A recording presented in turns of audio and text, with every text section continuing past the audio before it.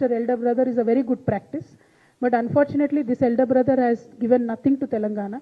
There was 0 rupees given to the budget in Telangana, and that time the Chief Minister never reacted, Telangana Chief Minister. Now he is calling the Prime Minister elder brother. This only exposes the political nexus of both BJP and Congress party. We've always been trying to highlight this fact that BJP and Congress constantly are working against the interest of Telangana. Now they're come out in open. They're exposing themselves now. So I will only say that elder brother has to have a bigger heart and give more funds to Telangana, and it is our Chief Minister's duty to extract more funds for our state. Thank you.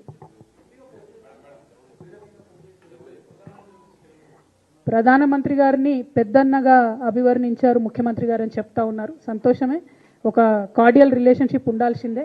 కానీ ఈ పెద్దన్న మరి మొన్న బడ్జెట్లో ₹1 కూడా తెలంగాణకి ఇవ్వకపోతే తెలంగాణ ముఖ్యమంత్రి గారు రియాక్ట్ అవ్వకపోవడం అన్నది చాలా దారుణం. వీళ్ళిద్దరూ ఏదైతే పెద్దన్న చిన్నన్న అని పిలుచుకుంటున్నారో, బడేమియా చోటేమియా అని చెప్పి, వాళ్ళిద్దరు నెక్సెసే ఎక్స్పోజ్ అవుతా ఉంది. ఇలా బీజేపీ కాంగ్రెస్ ఒకటే అని మేము చెప్తా ఉన్నాం. తెలంగాణ ప్రజల హక్కుల కోసం మాట్లాడేది, పోరాడేది కేసీఆర్ గారే అని మేము నిరంతరం చెప్తున్నాం. ఇవాళ అదే నిజమైంది. ₹1 అయినటువంటి ఆయన మీకు పెద్దన్న ఎట్లయితాడో, తెలంగాణ ప్రజల మీద ఆలోచన చేయనటువంటి వ్యక్తి మీకు పెద్దన్న ఎట్లయితాడో మీరు తెలంగాణ ప్రజలకు చెప్పాల్సిందిగా ముఖ్యమంత్రి గారిని మేము డిమాండ్ చేస్తా ఉన్నాం.